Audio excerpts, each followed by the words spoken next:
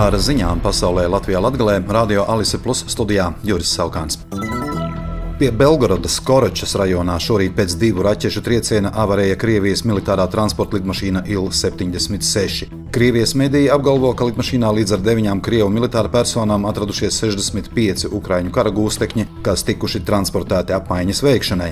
Ukrainas aizsardzības ministrijai tuvs avots neilgi pēc incidenta izteicās, ka lidmašīna notriekta pacelšanās brīdī un it kā esot pārvadājusi zenīta raķetes S-300. Krievijas aizsardzības ministrija savukārt apgalvo, ka lidmašīna transportēja uz Kolotīlovkas kontrolpunktu sagūstītos Ukrainas karavīrus, jo šodien tur bija paredzēta gūstekņu apmaiņa. Reuters raksta, ka Krievijas valsts domes priekšsēdētājs Vjačeslavs Volodins apsolījis sagatavot aicinājumu ASV Kongresam un Vācijas Bundestāgam, citēju, lai viņu likumdevēji beidzot varētu skaidri redzēt, ko viņi finansē un kam palīdz. Tehniski Il-76 ir militārā transporta lidmašīna, kas paredzēta karaspēka kravas militārā aprīkojuma un ieroču pārvadāšanai.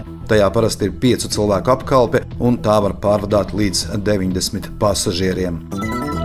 Francijas lielākās lauksaimnieku savienības vadītājs Arno Russo šodien paziņoja, ka Francijas lauksaimnieki vēlas ievērojami paplašināt savas protesta akcijas un palielināt spiedienu uz valdību. Līdz piekdienai Francijā lauksaimnieku protesta akcijas norisināsies aptuveni 85 no valsts apmēram 100 departamentiem. Lauksaimnieki protestē pret ienākumu kritumu, kā arī Eiropas Savienības noteiktajiem vides noteikumiem un standartiem, kas pēc lauksaimnieku domām kļūst neprognozējami.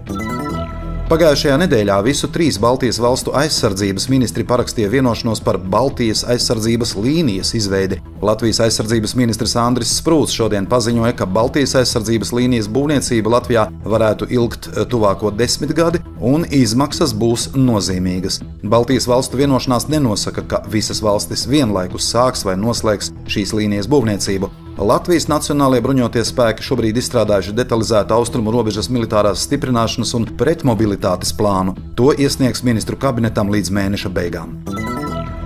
Jēkabpilī šorīt 2 kravas auto sadursmē gāja bojā viens no abiem vadītājiem, informēja Valsts ugunsdzēsības un glābšanas dienests. Rīgas ielā pēc kravas automašīnu sadursmes glābēji ar hidraulisko instrumentu palīdzību no vienas automašīnas atbrīvoja bojāgājušo un pēc tam ar absorbenta palīdzību savāca uz ceļa braucamās daļas izlijušos šķidrumus.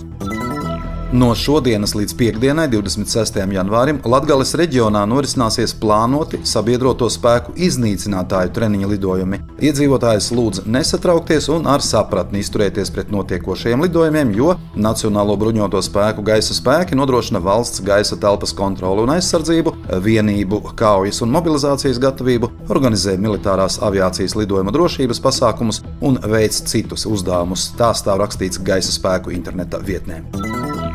Daugavpilī jaunā tramvaju līnija Vaņodes ielā ievērojami uzlabos sabiedriskā transporta maršrutu tīklu un tā pieejamību.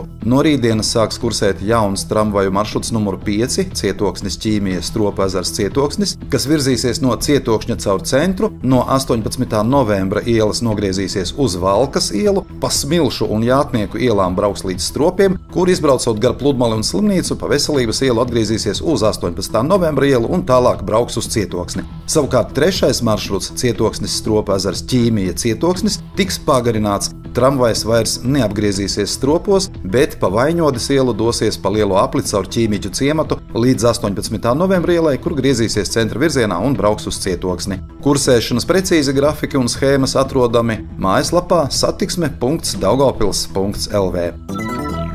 Vairākas Daugavpils skolas aicina uz satikšanos absolventus. Šodien valsts pilsētas pašvaldības portālā ir publicēts plānoto pasākumu grafiks, saskaņā ar kuru lielākajā daļā pilsētas skolu absolventu tikšanās iecerētas 3. februārī, tikai Raiņa Daugavpils 6. pamatskolā tā plānota 10. februārī, savukārt Daugavpils zinātņu vidusskolas absolventiem 25. maijā.